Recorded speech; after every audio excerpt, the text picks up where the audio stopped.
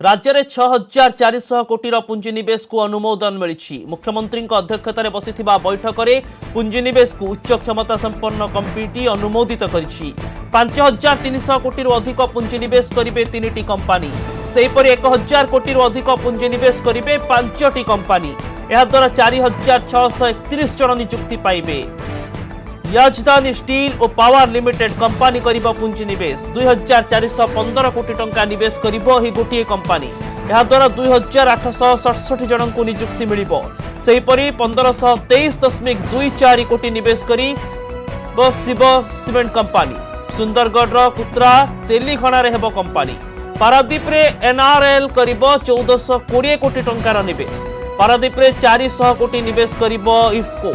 सुंदरगढ़ रे 243 कोटी प्रकल्प करिबो पटनायक मिनेराल्स। संबलपुर बामरा रे 275 कोटी निवेश करिबो प्रीमियर अल्कोवेन। कटक मुंडुली रे 112.50 कोटी निवेश करिबो कटक एग्रीवेट।